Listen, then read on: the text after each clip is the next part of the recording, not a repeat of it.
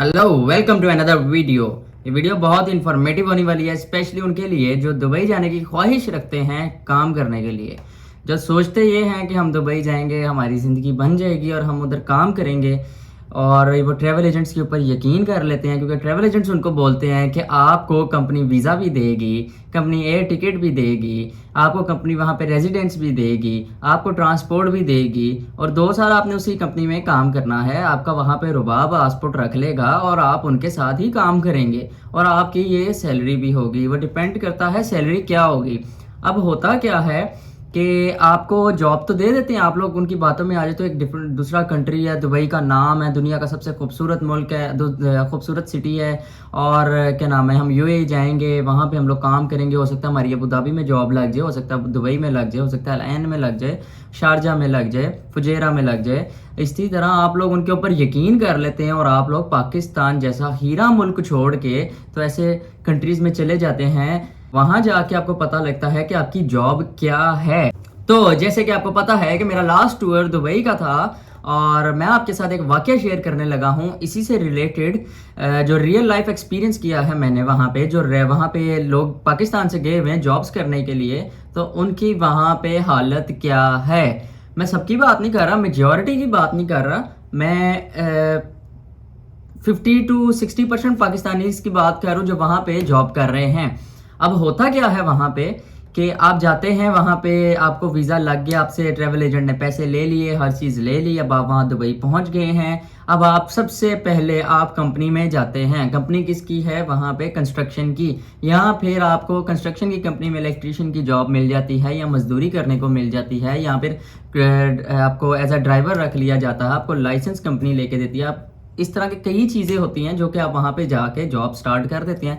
मैं एक normal mid class की बात कर रहा हूँ, जो पाकिस्तान से ज़्यादातर लोग जाते हैं वहाँ पे जॉब्स करने के लिए, और किस तरह की जॉब्स करते हैं वो मैंने आपके साथ शेयर किया है। अब होता यह है कि मैं एक दिन डेरा सिटी सेंटर जाता हूँ और डेरा सिटी सेंटर में देखता हूँ कि मेरा मोबाइल की चार्जिंग खत्म हो जाती है, और मैं देखता हूँ कि यार मुझे मोबाइल चार्ज करना है, मैं कहाँ से करूँ। तो मैं चलते चलते वहाँ पे कुछ अपार्टमेंट टाइप से एक बिल्डिंग बनी होती है, वहाँ पे एक बंदा खड़ा होता है। मैं उसे बोलता हूँ, काफ़ी शलवार कमीज पहनी होती है और वो लग रहा होता है कि वो पाकिस्तानी बंदा है। मैं उसे बोलता हूँ कि यार कि मुझे यूँ क्या नाम है, मोबाइल चार्ज करना है, मेरे मोबाइल की बैटरी लो हो गई है और मुझे वापस जाना है, क्योंकि मैं डाउनटाउन में रह रहा था, मुझे वापस जाना है डाउनटाउन में। तो मेरे दोस्त ने मुझे पिक करने के लिए आना, तो 5 मिनट आप मुझे आईफोन चार्ज करने की परमिशन दे सकते हैं? मेरे पास चार्जर वगैरह सब कुछ है, जस्ट मुझे सॉकेट चाहिए जिसमें मैं लगा सकूं और चार्ज कर सकूं। उसने कहा ठीक है। मैं वहाँ पे वो मुझे अपने रूम में ले जाता है, जहाँ पे 12 बंदे एक छोटे से रूम में बेड स्पेस में रह रहे होते हैं। 12 बंदे, और बेड स्पेस पता है किस चीज़ को कहते हैं? एक बेड नीचे होगा, एक उसके ऊपर होगा, एक उसके ऊपर होगा, 3 बेड्स ऐसे लगे होंगे, और बिल्कुल उनकी कैपेसिटी इतनी सी होगी कि एक ही बंदा उस पर रह सकता है। इसके अलावा वहाँ पे बंदा कोई नहीं रह सकता, मतलब उस बेड पे एक बंदे से ज़्यादा नहीं रह सकता, बैठ नहीं सकता, वहाँ पे जगह नहीं होती है। ठीक है। उसके बाद मुझे वो देखा और वहाँ पे उनकी किचन्स देखे। मतलब पाकिस्तान में ये जो मिडिल क्लास लोग हैं उनसे बहुत बेहतर रह रहे हैं, और वो बेचारा मजबूरी के तहत के सर जी अब क्या कर सकते हैं। मैंने उससे वैसी बात की, मैंने कहा यार ये आप काम क्या करते हो? कहते हैं यार बहुत बड़ी गलती होगी हमारे अरबाब के पास। अरबाब उधर कहते हैं जो कंपनी का मालिक होता है। हमारे अरबाब के पास हमारे पासपोर्ट है, हम तो वापस जाना चाहते हैं, हम इधर फंस गए हैं, अभी मुझे 6 महीने हुए और मैं इधर नहीं रह सकता। सैलरी कितनी है उसकी? 1500 दरम। 1500 दरम का मतलब है 75,000 पर मंथ इन पाकिस्तान। आप 75,000 रुपया पाकिस्तान में कमा सकते हो, जो कि आप दुबई में कमा रहे हो, जिसमें रेजिडेंस उनकी है, आपकी ट्रांसपोर्ट उनकी है। लेकिन काम क्या है? सुबह 5 बजे आपको उनकी बस ने लेने आ जाना है और आपने 5 बजे उठ के उनके साथ चले जाना है। उसके बाद रात को 10 बजे वो आपको ड्रॉप करेंगे, जबकि बंदे के पास खड़े होने की भी हिम्मत नहीं होती। और इधर उनकी फैमिलीज, हमारा बंदा दुबई में काम कर रहा है, वो दुबई में होता है, वो दुबई में जॉब करता है, उनको ये नहीं पता, वो उनसे फरमाइशें करते हैं। दुबई मोस्ट एक्सपेंसिव सिटी है, बहुत ज़्यादा एक्सपेंसिव है, और वहाँ पे फरमाइशें कर रहे होते हैं, हमें आईफोन चाहिए, हमें फलां चीज़ चाहिए, हमें क्या चीज़ चाहिए, हमें ये चाहिए, हमें वो चाहिए।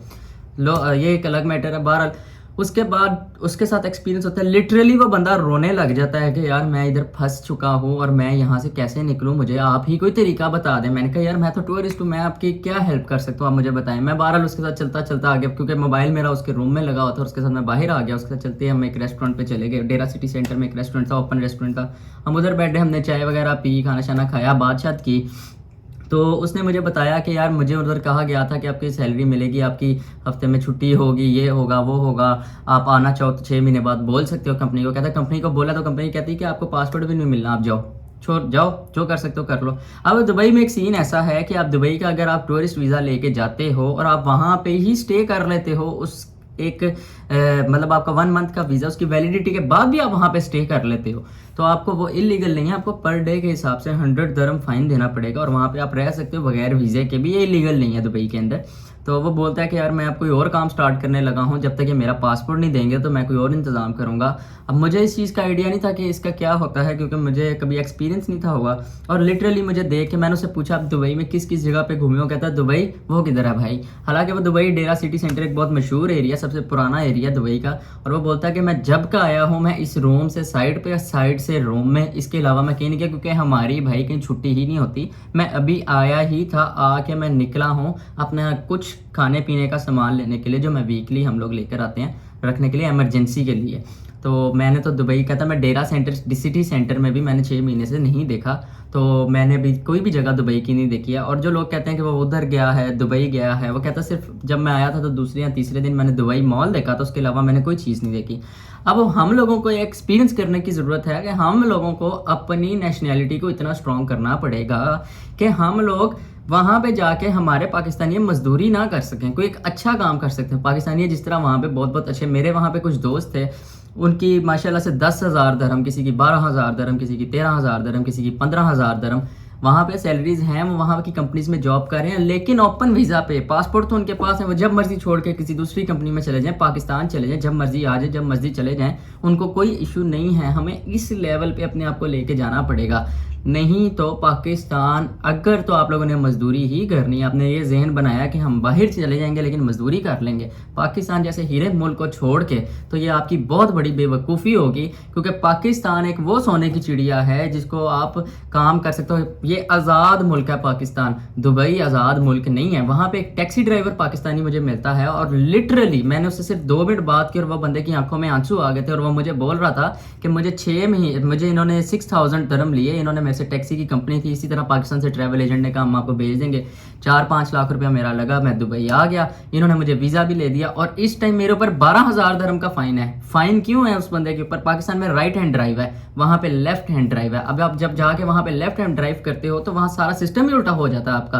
तो आपको कुछ टाइम के लिए कई दफ़ा नहीं समझ आती। मैं भी जब वहाँ पे टूर पे गया था तो मुझे भी कुछ चीज़ें समझ नहीं आ रही थी यहाँ पे कैसे ड्राइविंग, क्योंकि मैं तो ड्राइव कर नहीं सकता था, लेकिन मैं जब देख रहा था ड्राइविंग करते हुए तो कुछ चीज़ें बंदे को होती है, क्योंकि लेन्स डिफरेंट हैं, हर उनके थोड़े से असूल डिफरेंट है। पाकिस्तान में ऐसा नहीं है, पाकिस्तान में तो आज़ाद है। पाकिस्तान में भी असूल होने चाहिए, हम लोगों को सिग्नल पे रुकना चाहिए, हर चीज़ करनी चाहिए, लेकिन जहाँ पे उनके साथ कंपैरिजन किया जाता है वहाँ पे उन लोगों ने एक असूल बनाया हुआ है। आप लोग इतनी सी गलती करते हो, इतना सा ज़ेब्रा क्रॉसिंग के ऊपर आपकी गाड़ी का बम्पर आ जाता है तो आपको 1000 दरम का फ़ाइन हो जाता है।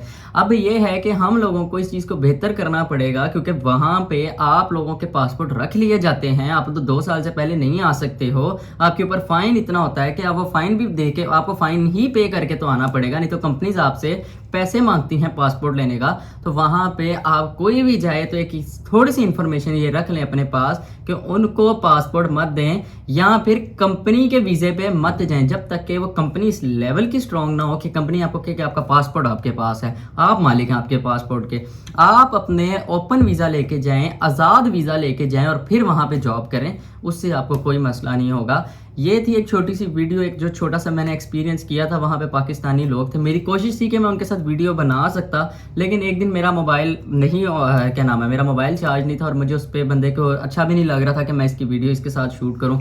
और एक तरफ जो था कि दूसरा वो बंदा टैक्सी पे था, मेरा डिस्टेंस बहुत थोड़ा था और उनके पास इतना टाइम नहीं होता, उनका टारगेट्स होते हैं वो अचीव करने के लिए।